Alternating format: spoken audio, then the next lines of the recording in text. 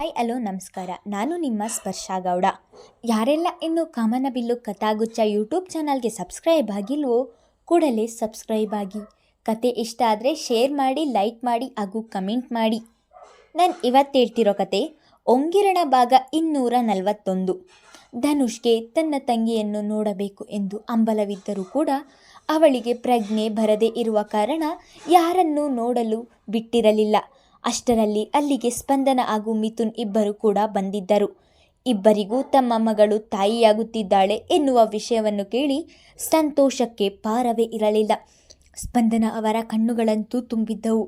ಮಿಥುನ್ ಅವರು ಹೊರಗೆ ತೋರಿಸಿಕೊಳ್ಳದಿದ್ದರೂ ತಮ್ಮ ಮುದ್ದಿನ ಮಗಳು ತಾಯಿಯಾಗುತ್ತಿರುವುದನ್ನು ಒಳಗೊಳಗೆ ಸಂಭ್ರಮಿಸುತ್ತಿದ್ದರು.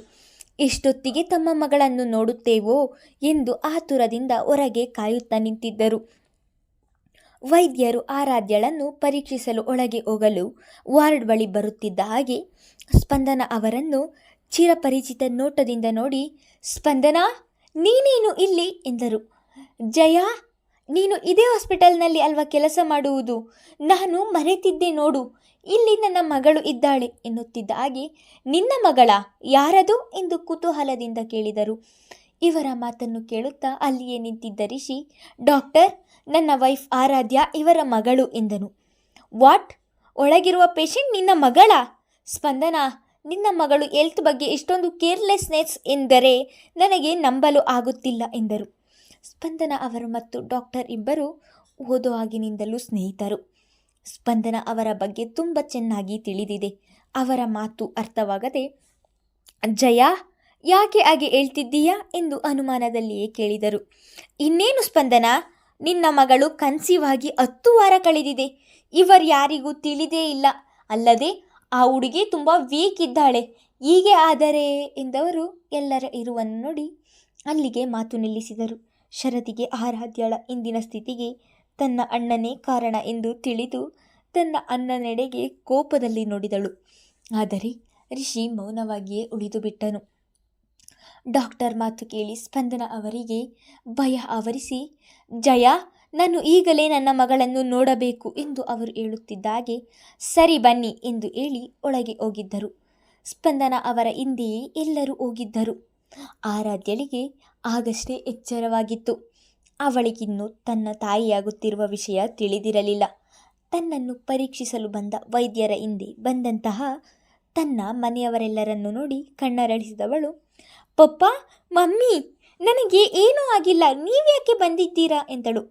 ಅವಳನ್ನು ನೋಡುತ್ತಾ ಎಲ್ಲರೂ ಮೌನವಾಗಿಯೇ ನಿಂತಿದ್ದರು. ಮಿಥುನ್ ಅವರ ಮುಂದೆ ಹೋಗಿ ಅವಳ ಮುಂದಲೆಯನ್ನು ಹಿಂದಕ್ಕೆ ನೇವುತ್ತಾ ಅವಳ ಹಣೆಗೆ ಪುಟ್ಟ ಮುತ್ತ ನೀಡಿಸಿದವರಿಗೆ ಅಲ್ಲಿ ನಿಲ್ಲಲಾಗದೆ ಹೊರಗೆ ಹೋಗಿದ್ದರು.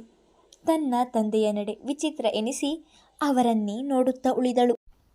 ಸ್ಪಂದನ, ನೋಡು, ಈಗಲೂ ನಿನ್ನ ಮಗಳಿಗೆ ಏನೂ ತಿಳಿದಿಲ್ಲ ಎಂದು ಡಾಕ್ಟರ್ ಹೇಳುತ್ತಿದ್ದ ಹಾಗೆ ಸ್ಪಂದನ ಅವರು ಆರಾಧ್ಯಳ ಬಳಿಗೆ ಹೋಗಿ ಕುಳಿತು ಅವಳ ಕೈ ಹಿಡಿದು, ನೀನು ತಾಯಿಯಾಗ್ತಿದ್ದೀಯ ಮುದ್ದು ಎಂದರು. ತನ್ನ ತಾಯಿಯ ಮಾತುಗಳನ್ನು ಕೇಳಿ ಕಣ್ಗಳಿಗೆ ಒಮ್ಮೆಲೆ ಸಂಗೀತ ಬಡಿದಂತಾಯಿತು. ಕಣ್ಣುಗಳ ಮುಂದೆ ಮಿಂಚು ಹರಿದಂತಾಯಿತು. ಒಡನೆ ತನ್ನ ಒಡಲನ್ನು ಸಾವರಿಸಿಕೊಂಡವಳ ಕಣ್ಣುಗಳು ತುಂಬಿದವು. ತಾಯಿ ಎನ್ನುವ ಪದವೇ ಒಂದು ಸುಂದರ ಅನುಭೂತಿ. ಅದನ್ನು ಪದಗಳಲ್ಲಿ ವಿವರಿಸಲು ಆಗುವುದಿಲ್ಲ. ಒಂದು ಹೆಣ್ಣು ತಾಯಿಯಾದರೆ ಅವಳ ಹೆಣ್ತನ ಪರಿಪೂರ್ಣವಾಗುವುದು ಎನ್ನುವಂತೆ ಆ ಸಂದರ್ಭದಲ್ಲಿ ಏನನ್ನೂ ಮಾತನಾಡಲಾಗಲಿಲ್ಲ ಅವಳಿಗೆ.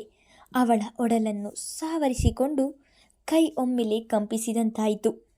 ಇನ್ನೊಮ್ಮೆ ಅವಳ ನಾಡಿಮಿಡಿತ ಹಿಡಿದು ಪರೀಕ್ಷಿಸಿದ ವೈದ್ಯರು, ಇನ್ನು ಮುಂದೆಯಾದರೂ ಕೇರ್ ಆಗಿ ಇರಬೇಕು, ಚೆನ್ನಾಗಿ ತಿನ್ನಬೇಕು ಎಂದು ಹೇಳಿದವರು, ಸ್ಪಂದನ, ನಾನು ಆಮೇಲೆ ಸಿಗ್ತೀನಿ ಎಂದು ಅಲ್ಲಿಂದ ಹೊರಗೆ ಹೋಗಿದ್ದರು.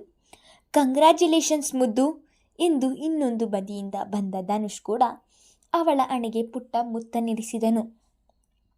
ಆರಾಧ್ಯ, ನೀನು ತಾಯಿಯಾಗುತ್ತಿರುವುದನ್ನು ಕೇಳಿ ಎಷ್ಟು ಸಂತೋಷವಾಗುತ್ತಿದೆ ಗೊತ್ತಾ ಎಂದು ಅವಳ ಕೈ ಹಿಡಿದು ವಸುಂಧರ ಅವರು ಸಂಭ್ರಮಿಸಿದರು.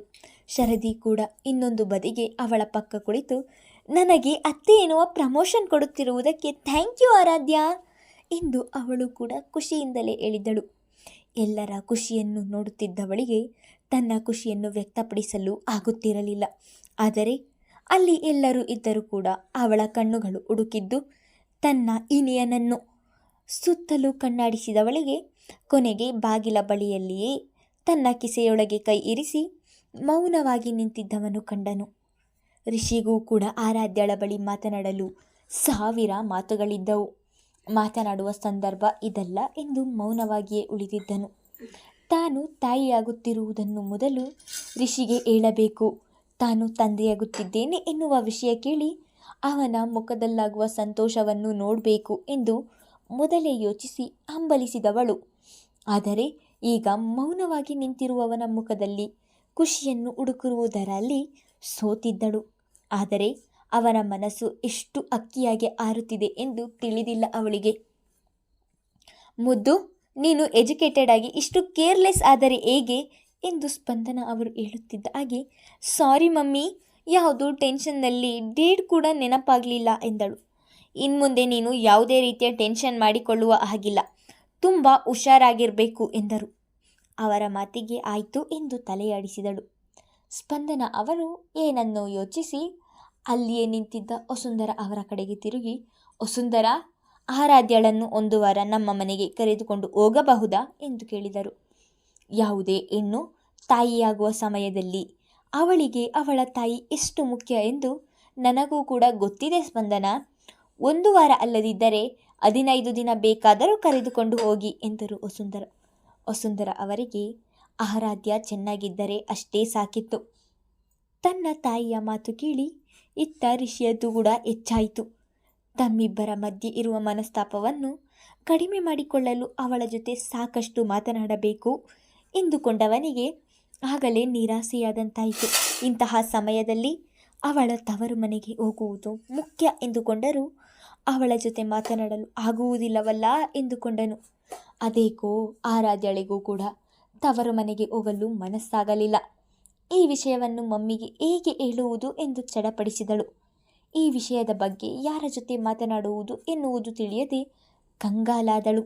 ಕೊನೆಗೆ ಅವಳಿಗೆ ನೆನಪಾಗಿದ್ದು ಶರದಿ.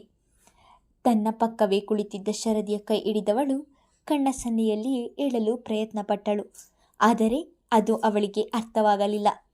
ವಾಶ್ರೂಮ್ಗೆ ಹೋಗ್ಬೇಕಾ? ಅವಳ ಚಡಪಡಿಕೆಯನ್ನು ಬೇರೆಯದ್ದೇ ಅರ್ಥ ಮಾಡಿಕೊಂಡು ಕೇಳಿದಳು ಶರದಿ. ಆರಾಧ್ಯಗೆ ಅವಳ ಮಾತು ಕೇಳಿ ಹಣೆ ಚಚ್ಚಿಕೊಳ್ಳಬೇಕು ಎನಿಸಿತು. ಮುದ್ದು, ವಾಶ್ರೂಮ್ಗೆ ಹೋಗ್ಬೇಕಾ? ಬಾ, ನಾನೇ ಕರೆದುಕೊಂಡು ಹೋಗುತ್ತೇನೆ ಎಂದು ಸ್ಪಂದನ ಅವರು ಹೇಳುತ್ತಿದ್ದ ಹಾಗೆ ಶರದಿ ಜೊತೆನೆ ಹೋಗ್ತೀನಿ ಮಮ್ಮಿ ಎಂದು ಹೇಳಿ ನಿಧಾನವಾಗಿ ಮೇಲೆದ್ದವಳನ್ನು ಶರದಿ ಹಿಡಿದು ವಾಶ್ರೂಮ್ಗೆ ಕರೆದುಕೊಂಡು ಹೋಗಿದ್ದಳು. ಶರದಿ, ಒಂದು ವಾರ ಮನೆಯಲ್ಲಿ ಇರ್ತೀನಿ, ನೀನೇ ಮಮ್ಮಿಗೆ ಏನಾದರೂ ಹೇಳು ಎಂದು ಅಂಜಿಕೆಯಲ್ಲಿಯೇ ಹೇಳಿದಳು. ಅವಳ ಮಾತು ಕೇಳಿ ಮಗಳು ನಕ್ಕವಳು, ಯಾಕೆ, ಅಣ್ಣನನ್ನು ಬಿಟ್ಟಿರುವುದು ಅಷ್ಟು ಕಷ್ಟನಾ ಎಂದು ಛೇಡಿಸಿದಳು.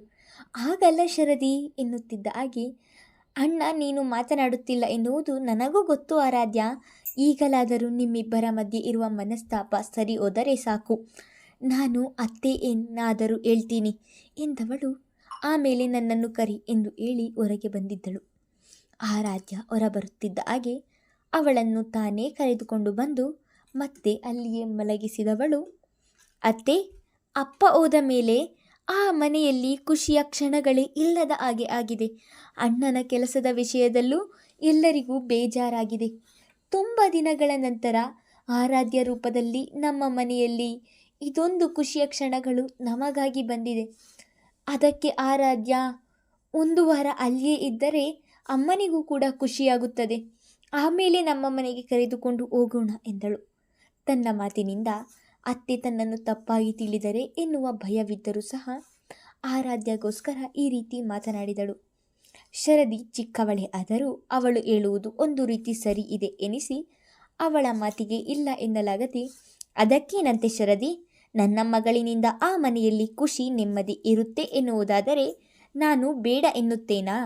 ಒಂದು ವಾರ ಬಿಟ್ಟು ಮನೆಗೆ ಕರೆದುಕೊಂಡು ಹೋಗೋಣ ಬಿಡು ಎಂದು ಸ್ಪಂದನ ಸುಲಭವಾಗಿ ಒಪ್ಪಿಕೊಂಡವರನ್ನು ನೋಡಿ ಆರಾಧ್ಯ, ಶರದಿ ಇಬ್ಬರಿಗೂ ಬಹಳ ಖುಷಿಯಾಯಿತು.